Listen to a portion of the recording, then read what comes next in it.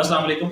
बर वक्त और उधार पैसा की वजह से जो सार्फिन बहुत ज़्यादा परेशान हैं, मुसलसल ये सवाल कर रहे हैं कि और दूसरी ऐप्स के खिलाफ तो कार्रवाई हो रही है, लेकिन असल में ये ऐप्स ऐसी हैं जिन्होंने बहुत ज़्यादा तंग किया हुआ है, ब्लैकमेलिंग कर रहे हैं, लोन भी इन्होंने सबसे ज़्यादा डिसबर्स किया था और ब्लैकमेलिंग की एक्टिविटीज़ में ये सबसे आगे हैं, इनके खिलाफ कोई कार्रवाई नहीं हो रही।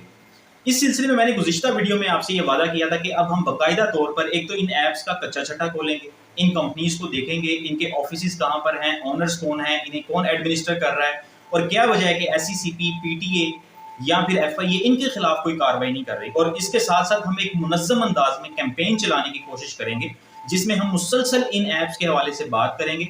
और यहाँ पर मैं आपसे ये भी रिक्वेस्ट करूँगा कि अगर आप चैनल पर नए हैं तो इसको सब्सक्राइब लाज़मी कीजिएगा और आपकी हिमायत और मदद के बगैर ये कैंपेन कामयाब नहीं हो सकती। आपको इन वीडियोस को, इस इंफॉर्मेशन को मुसलसल शेयर करना है अपने कॉन्टैक्ट्स में या उन लोगों को, आपके कॉन्टैक्ट्स में कोई ना कोई ऐसा ज़रूर होगा जिसे आप समझते हैं कि इसके थ्रू ये इंफॉर्मेशन आगे किसी ऐसी अथॉरिटी तक पास ऑन हो सकती है कि जहां पर इस चीज़ को नोटिस इसका लिया जाए और ये जाना जाए, ये देखा जाए कि लोग इस हवाले से सवालात पूछ रहे हैं। क्या वजह है एसईसीपी ने, पीटीए ने या फिर एफआईए ने सब कुछ जानने के बावजूद, सब कुछ पता होने के बावजूद और उधार पैसा के एक रिप्रेजेंटेटिव की कॉल लीक होने के बावजूद, जिसकी वजह से रावलपिंडी का वो शरीफ शहरी मसूद जो खुदकुशी करने पर मजबूर हुआ, उसके बावजूद ये बर वक्त और उधार पैसा अभी तक ऑपरेट क्यों कर रही हैं, इनके खिलाफ कार्रवाई क्यों नहीं की गई। तो आप लोगों ने इन वीडियोस को ज्यादा से ज्यादा शेयर करना है। आज मैं बर वक्त के हवाले से बात करने लगा हूं।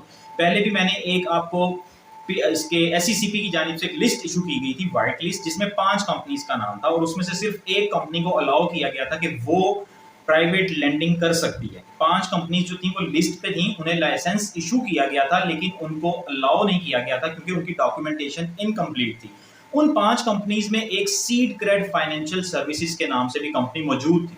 ये बर वक्त बेसिकली उसी सीड क्रेड फाइनेंशियल कंपनी की आप एक टेक्नोलॉजिकल इंटरेक्शन कह लें अपने यूजर्स के साथ। असल कंपनी, जो पेरेंट कंपनी, जो रजिस्टर्ड बिजनेस है, वो है सीड क्रेड फाइनेंशियल सर्विसेज और उन्होंने अपनी एक ऐप बनाई हुई है जो कि बर वक्त के नाम से जानी जाती है और इसको डाउनलोड किया जाता है और फिर इसके थ्रू यूजर्स उनकी सर्विसेज को यूज करते हैं। अच्छा, अब ये जो सीड क्रेड फाइनेंशियल सर्विसेज नामी कंपनी है, इसका पाकिस्तान में जो सीईओ है वो है अबरार अमीन नामी बंदा। इसके हवाले से भी मैं आपको बताऊंगा कि इन्होंने इतनी ज्यादा एग्रेसिव मार्केटिंग कैसे की कि 10 मिलियन से ज्यादा कंज्यूमर्स ने या कस्टमर्स ने इस ऐप को डाउनलोड किया। लाहौर में इनका ऑफिस बरकत मार्केट में पासपोर्ट ऑफिस के पास है, एलडीए कम्युनिटी सेंटर में बर वक्त का ऑफिस है और इनकी वेबसाइट के मुताबिक इनके जो लीगल कंसल्टेंट हैं, यहाँ पे आप गौर कीजिएगा, आगे चल के मैं आपको ये भी बताऊंगा कि ये फॉरेन स्पॉन्सरशिप की बेस पे बनाई गई कंपनी है। इसमें जो असल करता धरता इसके लोग हैं वो सारे पाकिस्तान से बाहर बैठे हैं। इसके जो फंड करने वाले हैं, इसे जो स्पॉन्सर करने वाले हैं, तो ये भी एक एसईसीपी के ऊपर या पीटीए या एफआईए और जो भी मुतल्लका अदारे हैं उनके ऊपर ये एक एतराज बनता है, सवाल उठता है कि आखिर ऐसे लोग जो पाकिस्तान में मौजूद ही नहीं है और वो पाकिस्तानी लोगों को, सादालू अवाम को एक्सप्लॉइट कर रहे हैं, उन्हें क्यों नहीं बंद किया जा रहा, उन्हें क्यों पकड़ा नहीं जा रहा, उनके खिलाफ कार्रवाई क्यों नहीं की जा रही, उनके इस मीडियम को बैन क्यों नहीं किया जा रहा। बर वक्त की जो लीगल कंसल्टेंसी की सर्विसेज ये लेती है, ये लीगल कंसल्टेंसी के लिए डनलैम एंड फिंच नामी कंपनीज हैं जिनसे ये लीगल कंसल्टेंसी की सर्विसेज लेते हैं। उसके अलावा इनका जो ऑडिटर है वो पाकिस्तान में केपीएमजी तासीर हादी एंड को चार्टर्ड अकाउंटेंट्स हैं, जो कि एक इंटरनेशनल कंपनी है। केपीएमजी जो कि 1987 में रजिस्टर्ड हुई थी, उसकी पाकिस्तान में एक सब्सिडरी है। यानी कि इनके कंसल्टेंट्स, इनके एडवाइजर्स, लीगल कंसल्टेंट्स, इनके ऑडिटर्स वगैरह भी जो है वो इंटरनेशनल है। पहले तो ये भी सवाल यहाँ पे बनता है कि क्या इस कंपनी को यहाँ पाकिस्तान में ऑपरेट करने की इजाजत है इस बुनियाद पर, या जिन ऑडिटर्स को और लीगल कंसल्टेंट्स को इसने डिप्लॉय किया हुआ है क्या उनको पाकिस्तान में ऑपरेट करने की इजाजत है। अब ये सवाल पैदा होता है कि ये ऑपरेट कैसे कर रही है, किस तरह से इसको इजाजत मिल गई, किस तरह से ये इस पूरे एरिना में, इस लैंडस्केप में ऑपरेट करने लगी। तो ये नॉन बैंकिंग फाइनेंशियल कंपनी के तौर पर रजिस्टर्ड है। इसका जो स्टेटस है वो एनबीएफसी के तौर पर ये काम कर रही है और नैनो लैंडिंग कंपनी है, मतलब ये स्मॉल लोन्स के लिए रजिस्टर्ड हुई है। और जब कोई एनबीएफसी होती है तो चूंकि वो फाइनेंशियल इंस्टीट्यूट के तौर पर रिकग्नाइज नहीं होता, तो बहुत सारी डॉक्यूमेंटेशन और ऐसी फॉर्मेलिटीज हैं जिनसे इनकी जान छुड़ जाती है। तो ये इजीली रजिस्टर्ड होके उसके बाद ये ऑपरेट करना शुरू कर दे। बर वक्त वालों का अगर आप डेली इंटरेस्ट रेट देखें ना, जो ये चार्ज करते हैं अपने यूजर्स को, तो वो तकरीबन 0.067 से लेकर 0.8% तक है।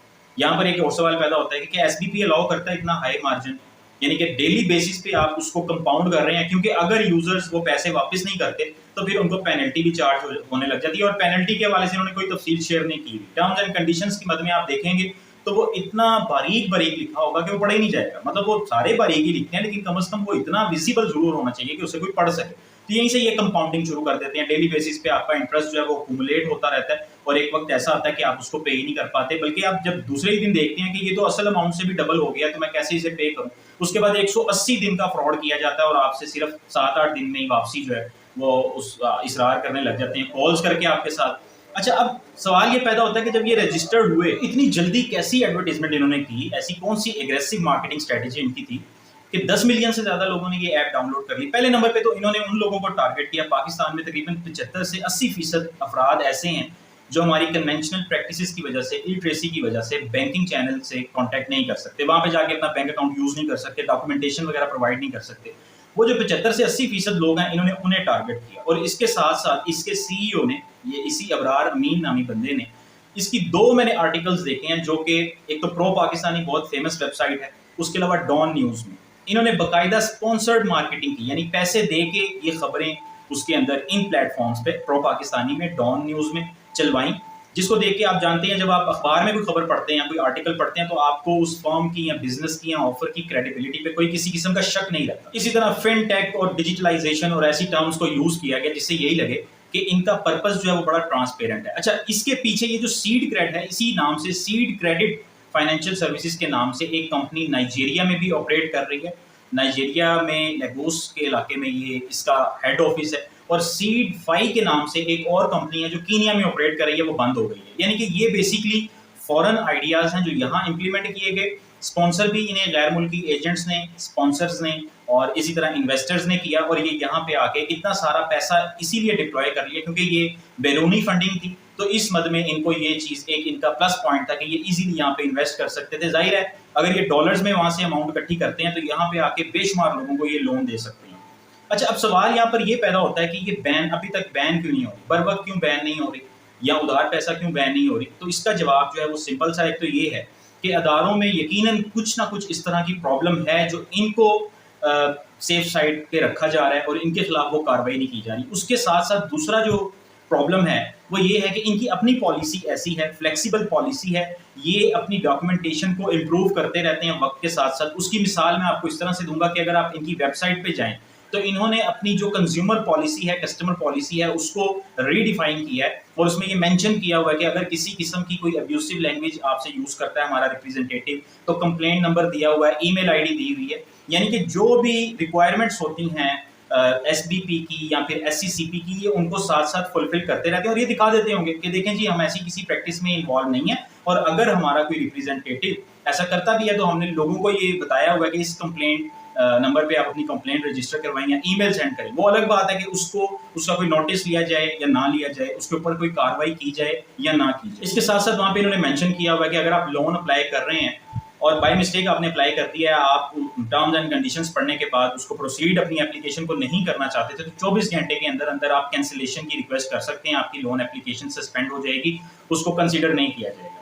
फिर कुछ दूसरी बुनियादी फॉर्मेलिटीज हैं, मतलब वहाँ पे इन्होंने अपना NTN भी दिया हुआ है, अपना कंपनी रजिस्ट्रेशन नंबर भी दिया हुआ है, जिस डेट को इन्हें लाइसेंस मिला था वो डेट भी दी हुई है। तो इस तरह की फॉर्मेलिटीज पूरी करके ये बच रहे हैं। जहाँ पे कोई इन पे हाथ डालना चाहता है ये उनको दिखा देते होंगे कि लीगली हमें अलाउ है और हम कोई ऐसा वैसा काम नहीं करे। अगर वो गलती से हो भी रहा है तो हमने उसका भी बंदोबस्त किया हुआ है। और उसके साथ साथ ऑफ कोर्स इनको सेफ साइड मिल रही है, अदारों की वजह से मिल रही है, किसी भी वजह से मिल रही है। तो अब इस सारी वीडियो का एक मकसद तो ये था कि बरवक्त के हवाले से आपको कुछ चीज़ों का आइडिया हो गया होगा कि इसका स्कोप क्या है, ये कहाँ से आई है, किस तरह ऑपरेट कर रही है, ऑफिस कहाँ पे है, CEO कौन है।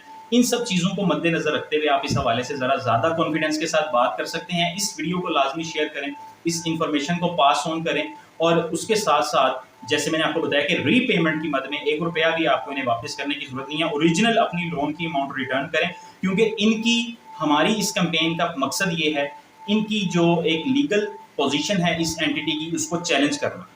ये लोन जिस टर्म्स एंड कंडीशंस पे प्रोवाइड कर रहे हैं, कंपनी का अपना जो स्टेटस है, उसके अलावा कंपनी की कस्टमर से रिलेटेड जो पॉलिसी है, और फिर जो बाकायदा तौर पर केसेस सामने आए हैं डाटा थेफ्ट के, लोगों की डाटा सिक्योरिटी ब्रीचेस के, लोगों का डाटा चोरी करके उनको ब्लैकमेलिंग करने के, उन केसेस को मद्देनजर रखते हुए इन ऐप्स को ये हक हासिल नहीं होना चाहिए कि ये मजीद ऑपरेट कर सकें। इस कैंपेन का हिस्सा बने, इस वीडियो को ज़्यादा से ज़्यादा शेयर करें और अपने सवालात जो हैं वो कमेंट सेक्शन में लाजमी पूछिए। उसके अलावा कुछ आइडियाज़ भी जो आप दे सकते हैं वीडियोज़ के हवाले से, वो कमेंट सेक्शन में लाजमी दीजिए। शुक्रिया।